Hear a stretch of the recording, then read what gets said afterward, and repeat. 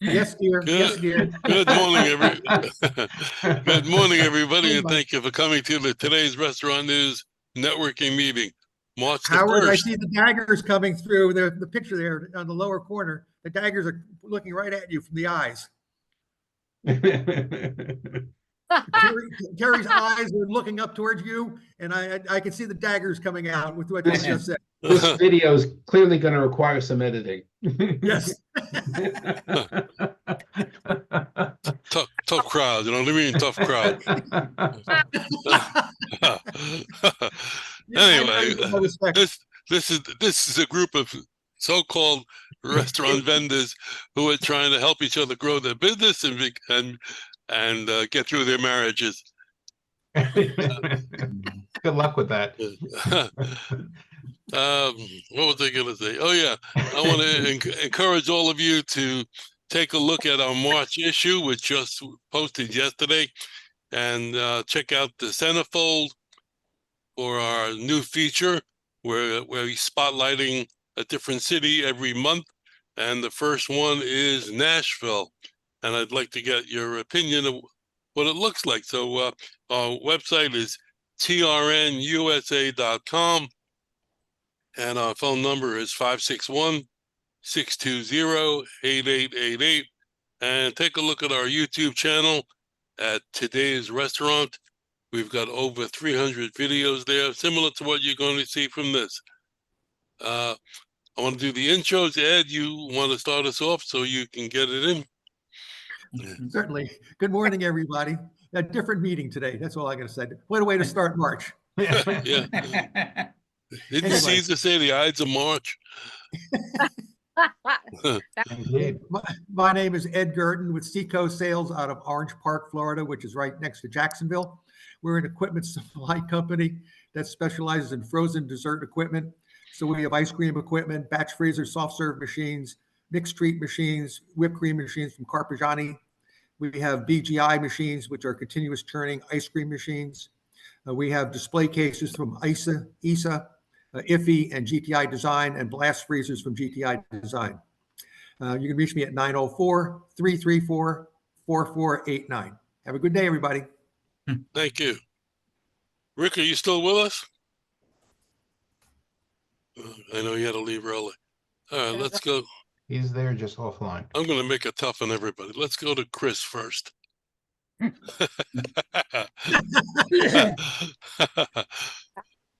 morning, everybody. Chris Kaufman, Restaurant All Stars. You know what?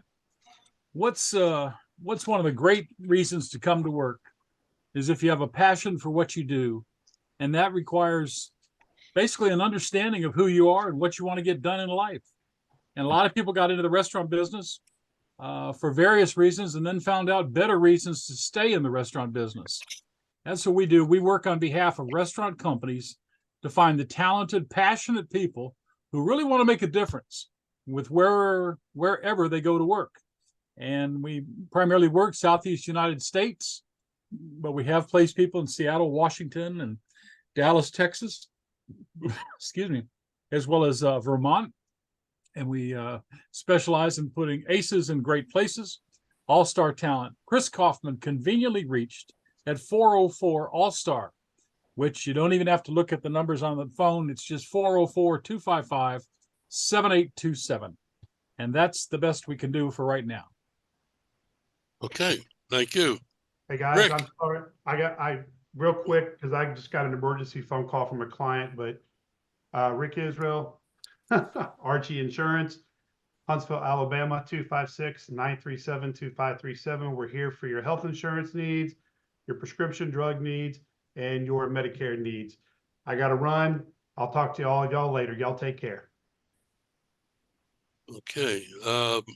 Brian, you always follow Chris. So go ahead. Thank God I didn't have to.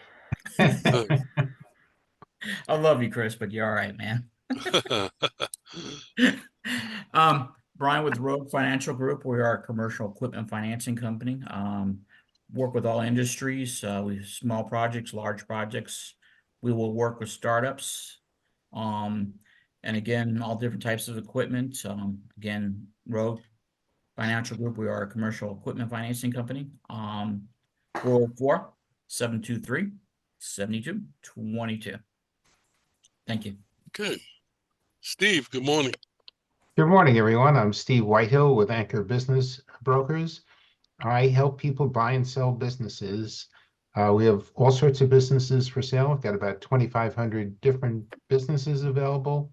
Many of them really excellent restaurants. As a matter of fact, I looked at one yesterday. That was show you can buy something nice for not very much money. It was a coffee shop in St. Augustine, Florida, for $70,000, and it makes about 40. So it's a nice little business for that you can expand and grow in a very nice area, a very nice part of the country. Steve Whitehill, Anchor Business Brokers. I can be reached at 561-376-7500, or you can email me at steve@anchorbb.com. Thank you. Okay, Hey, I got to run. okay, Ed, Yeah. good luck. I see it. Yep. Terry, good morning. Am I really gonna say anything? This video's not going anywhere. You know you're not putting it up. I'm not going to touch that. Look at the face on Howard. That's always based on Howard. What's your point? Okay. Okay, Harry, what today's and yesterday and tomorrow's restaurant news, letting you know when and where and what is opening. People have asked what's closing. I don't know. I don't know people's budgets, but I did have that question asked to me. Who's closing? Very good question. And you can reach me at 561-620-8888. And what I do is provide monthly leads, reports for Florida and Georgia. And we've started combining a teensy bit of Alabama, which will grow. And I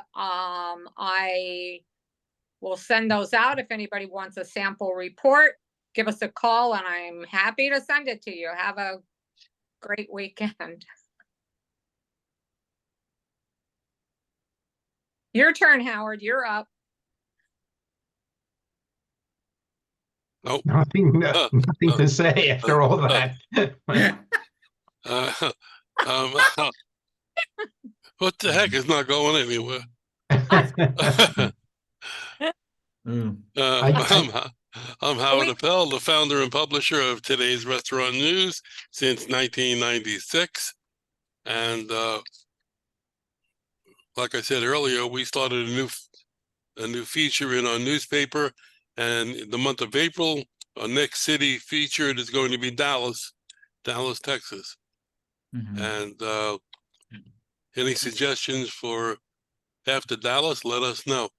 And I would like to get your opinion on the centerfold of Nashville that we have up now.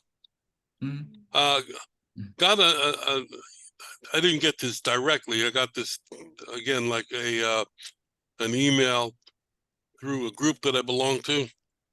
And this person posted this anonymously. And I thought it was a good subject for a conversation. And it doesn't necessarily have to be in this industry, but it specifically comes from this industry.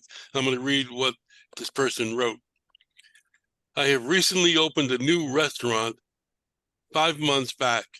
Sales have been increasing month over month, but my head chef is already asking for a salary hike. I am not at break even yet. He is great, responsible, and talented guy. He does work hard, but complains a lot, and had in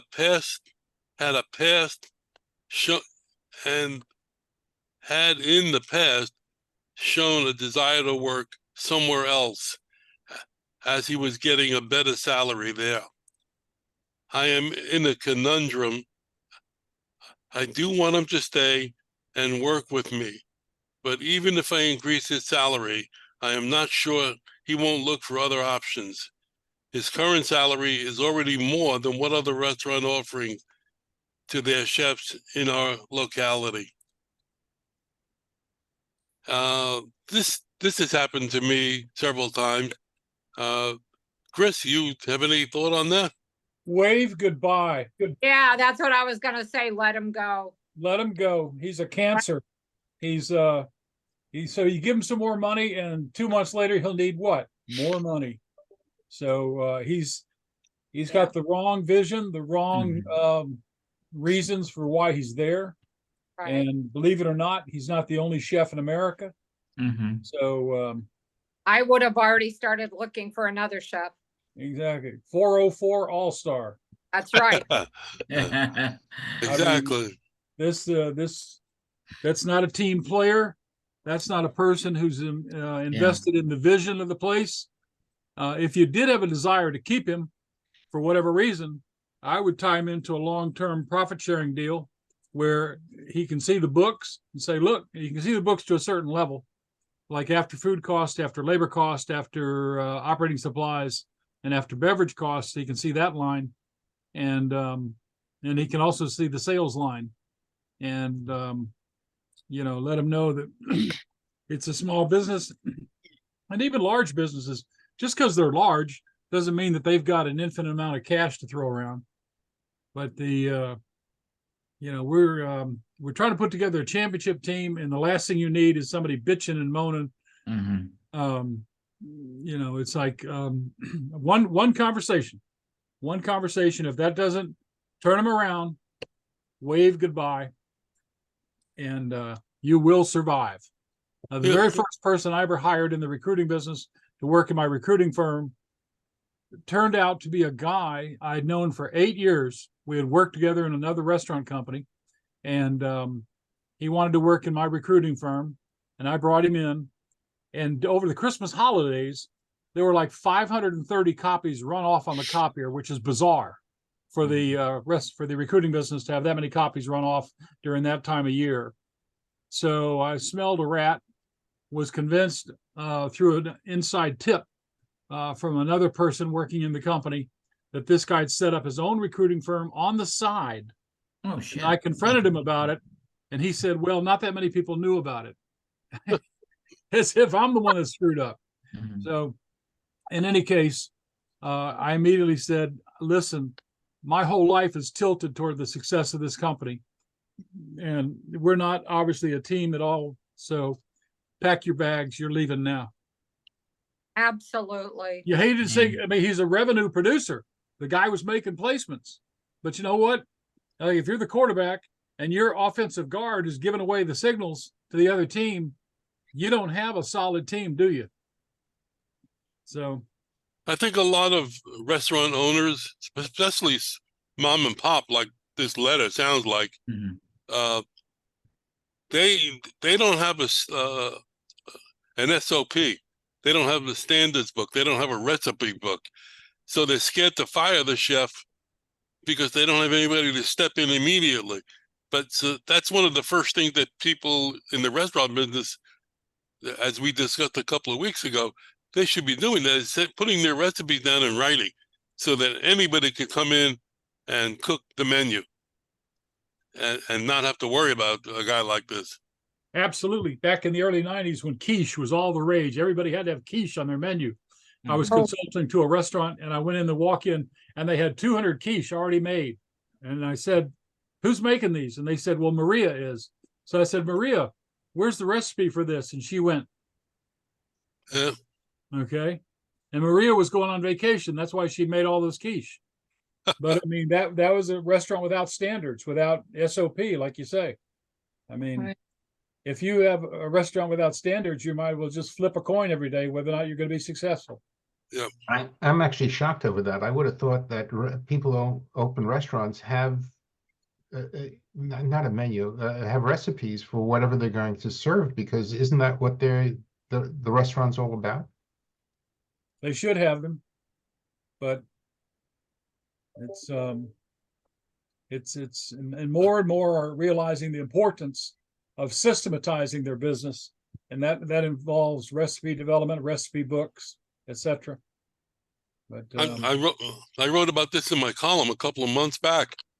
I think I might have told you guys about it also. I mean, when I was in business in New York, I designed a kitchen for an Italian restaurant, and I designed it so that any chef could work in it.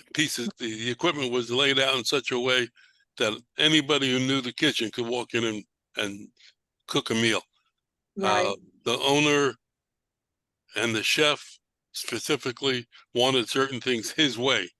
And I told the owner, if you do that, this guy's going to walk out within the first couple of weeks and you're going to have a kitchen designed for him, not for any chef. And sure as hell, we did it their way. And what I said came to pass. So.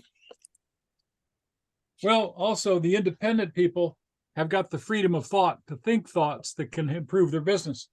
I worked for major corporations running restaurants in the 70s and early 80s, but it wasn't until the mid 80s that I came across an independent restaurant operator who had the wisdom to put all of his kitchen equipment on wheels so that every night they could wheel out and clean the place easier than when it was stationary. Mm, Wow. That's a great idea. that is a great idea. That's a great idea. Yeah, some of the smarter operators did that. I found we used to order equipment that way. Yeah. Some, very few though. Right. Right. Because it costs just a little bit more money, got to save that money. I'm not sure. I think it can't be that much more, but people don't think. I mean, that's interesting. And it's also a lot easier to leave in the middle of the night if you're behind in your rent. Also true. Back up the U-Haul and There you go. Yep. You get the quick disconnect on the gas, take the lock off the wheel, and you're out the door. See ya. By the way, as a suggestion, since you turn on the summary, if you turn on early, like the discussion we had, which I thought was kind of interesting and cool at the beginning, you can turn those things into articles. I know. I was the discussion we had earlier was good. Yeah, I agree. Why don't we turn off the recording and we can talk about the centerfold? Oh, okay. And I also want to ask. All right, just let me. I'll end the meeting. So if you want to reach us, give us a call at 561-620-8888 and go to our website at trnusa.com. See you all next week. Let the sauce be with you.